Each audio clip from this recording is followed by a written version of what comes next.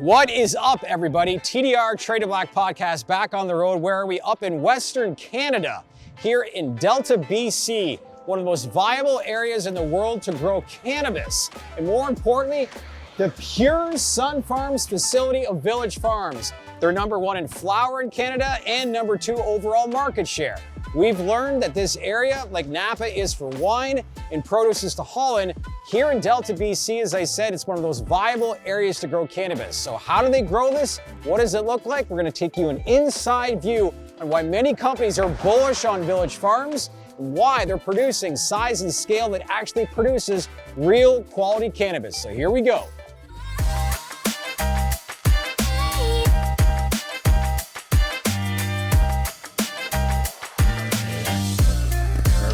Anthony.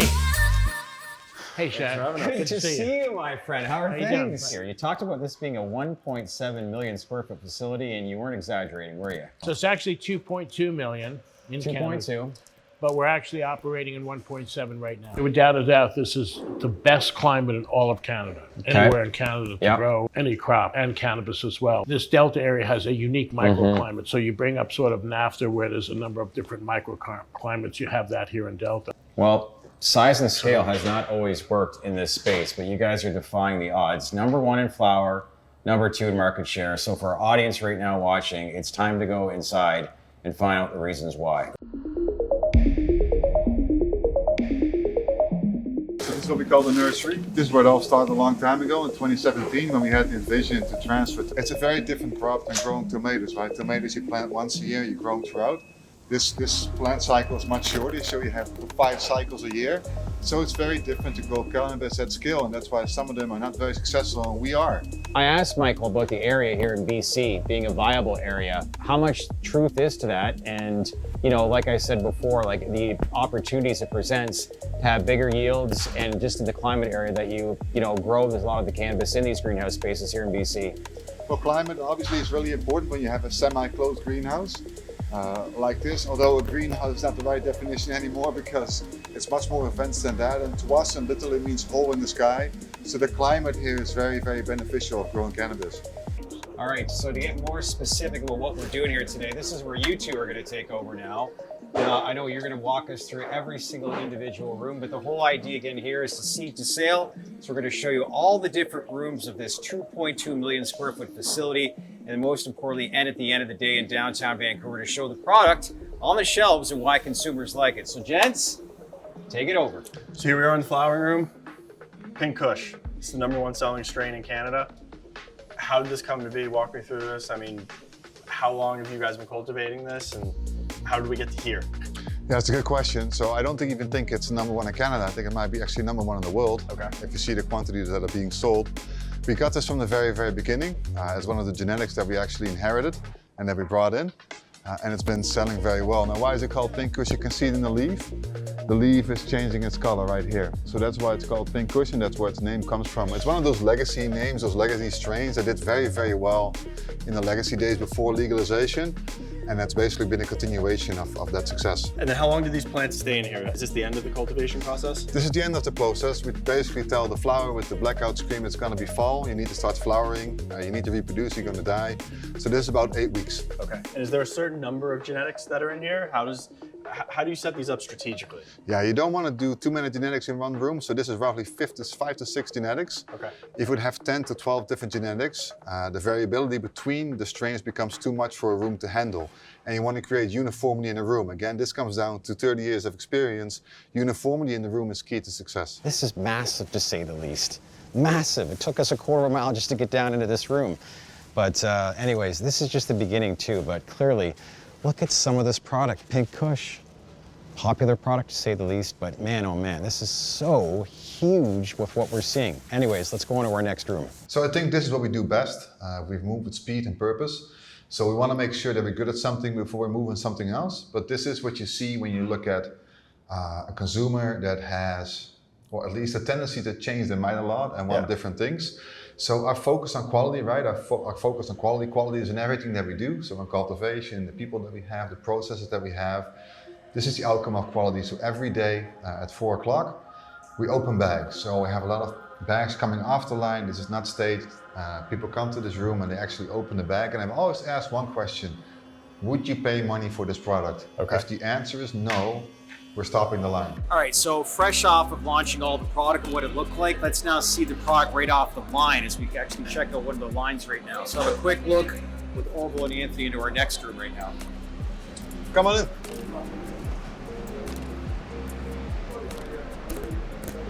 So this isn't something that we commonly see amongst a lot of large-scale producers. How and why are you choosing to do this, and how does that impact the end product that we see at the end of the once it's packaged? Well, again, it's a quality conversation that's really important to us, right? So it all started with check drying, meaning it was all laying on its side. Now the negative impact of that is because of the weight itself, one side is completely flat, plus it doesn't dry evenly. Okay. So you have to take the top rack, move it with the bottom rack, and move it constantly within the rack as well. Okay. So the most uniform way of drying is putting it actually on a net like this and make sure everything hangs. So we hang the entire facility on these nets. We throw out the nets again, but the entire room, all the rooms that we do, everything that we do is being hang dried. And then where does it go from here? What was the next step in that process? I'll show you, we're going to primary. Perfect. So what do we have here? So one of our pack rooms, obviously you can see the machines.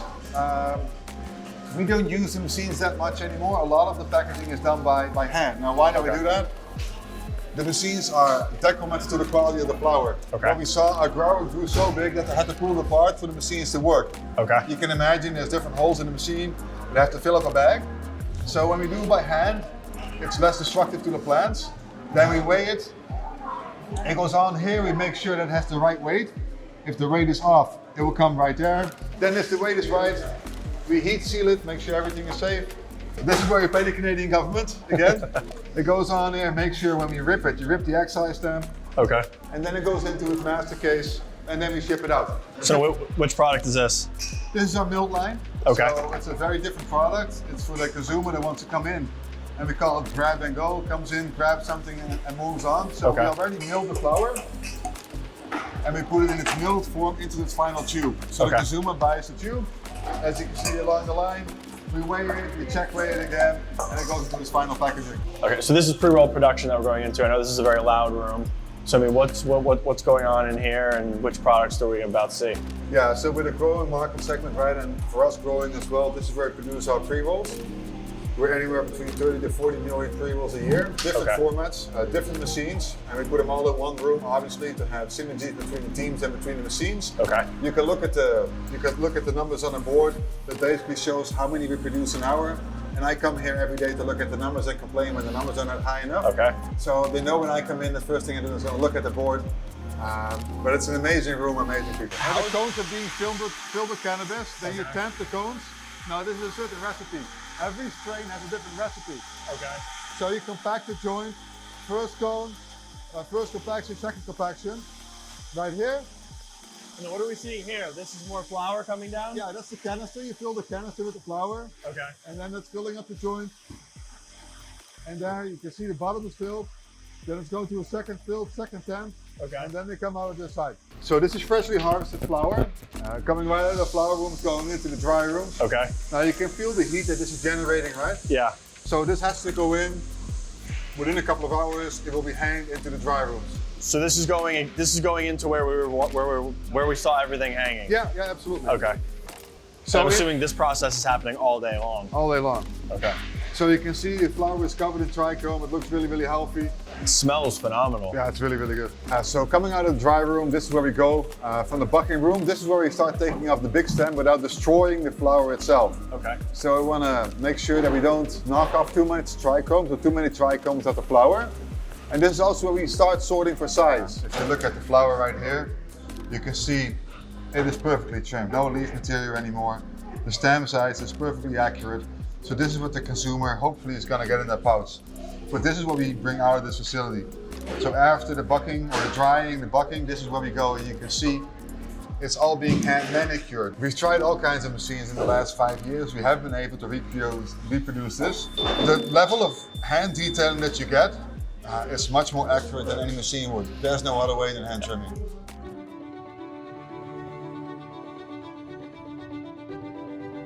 All right, so now we're here in our final stop. We're back in the city here in Vancouver, BC. We're on a street called Robson Street. A lot of Canadians are familiar with this street, probably a lot of Americans too, but if you're not, this is considered kind of like the Yonge Street of Toronto or the Magnificent Mile in Chicago. A lot of foot traffic here. So we want to look at brands like the Kush brand, as well as Pure Sunfarms, what it looks like on shelves, why it's selling, why it's popular, obviously the importance of branding with this company, and more specifically, how much it's selling really. So we're stopping here.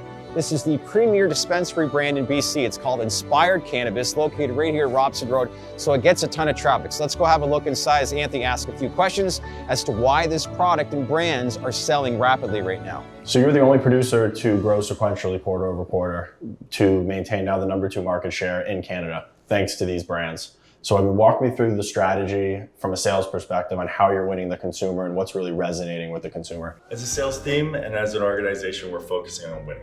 Innovation, which is net new ideas, as well as newness, and we make sure that it is accretive to our assortment. We use our strategic insight to understand where to go from our white space opportunities. We identified last year that pre-rolls was an opportunity for us. As the #1 LP in flower, roughly 20% of all flower sold in retail in Canada, we understand that as an opportunity in pre-roll. We looked at assortment, we looked at format, and we launched into different pre-roll assortment options. And quickly we were able to come to #2 in pre-roll in Ontario. Another one that we had was Super Toast. Super Toast, we identified that as an opportunity in the milled category in Ontario. And quickly over 1 year, we hit 20 market share of the milled category. And Super Toast is now the 3rd largest brand in Canada, or fastest growing brand in Canada, and only available in 4 provinces currently. As it relates to the product mix, when you're talking about the brands, I mean, you have a wide variety of brands. When you're launching those into markets or looking for innovation, is it, let's say, an equal share between the brands? When we're looking at innovation, we're really looking to have a margin accretive assortment. So we are looking at Pure Sunfarms, we are looking at Soar. Those are at the forefront of what we're looking to jump into. Okay. When it comes to what the consumer is looking for, we're always looking at addressing those needs of the consumer. So while we're focused on Pure Sunfarms and we're focused on Soar, if there is an opportunity that needs to be met through Super Toast or through Fraser Valley, of course we're going to look at that opportunity. In terms of when you make an informed, let's say, product decision, are you listening to what the consumer is saying? Are you seeing what competition is doing within the market? And then walk me through that. How do you actually make the decision to bring new products to market, such as innovation as it relates to pre-rolls or even a new flower? I'd say we look at all of it. We're looking at what's going on in the market today, what the trends are, but also what the consumer is going to want moving forward. We're constantly looking at the data, constantly looking at the trends, and we're understanding where to go next. So all the success with brands you see at retail, how are you creating that ecosystem and ensuring that you are creating these strong bonds that assure that your product is getting into the hands of consumers? Our retailers are critical for our success. They are the ones talking to the consumer every day, asking what they need, what they're looking for. Also, as an LP, it's important for us to have an efficient portfolio. We need to make sure that our listings that we bring in from a retail perspective move quickly and have pull-through. That eases their inventory, and they have confidence in us as an LP that our product sells and moves fast. So cannabis brands, some would argue that the branding is almost more important than what's actually in the package as far as it goes with catching the consumer's eyes. With the Village Farms portfolio of brands, what's the intention behind it? And I mean, what's really what you're seeing that's resonating with the consumer from a branding perspective? When we designed our brands and our brand portfolio, the consumer was at the heart of everything we did. We built a portfolio of brands that really addresses the evolving habits and consumer preferences. Things are changing, consumers want to see new things, they also want their staples. So you mentioned the strong West Coast roots for Village Farms. However, the cannabis consumer is national. What are you doing to tailor the brands to resonate with consumers outside of, let's say, British Columbia? It's really about the quality, everything that goes in the bag appeal. We have a staple assortment of iconic strains that consumers know and love, and we're always growing and trialing hundreds of strains in the greenhouse to see what's new and next. So it's really about bringing news, staying relevant, staying up to date. We've recently updated our packaging, did a whole relaunch of the brand design, which has been fantastic. And it's really, as part of that, we actually got a chance to highlight Pink Kush in a signature pink pouch pink bag, which is really eye-catching. And Pink Kush, fun fact, was the first strain we grew in the greenhouse, batch 001, and it is now the top selling product in Canada.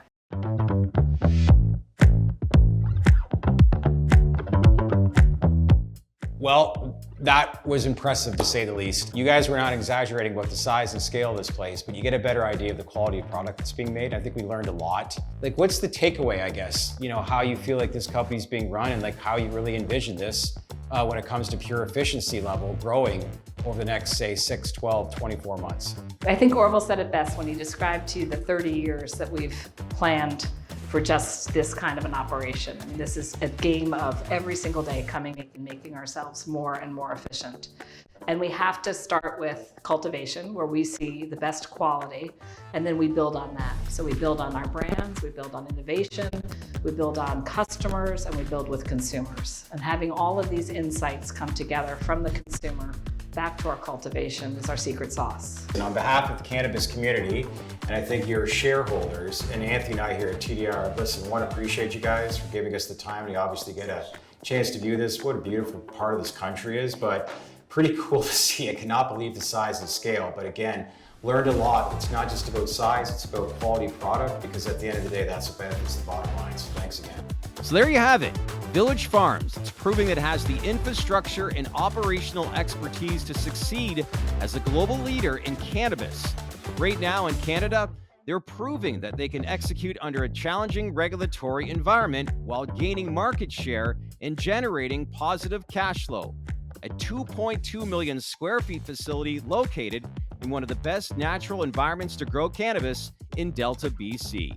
Village Farms trades on the NASDAQ under the ticker symbol VFF.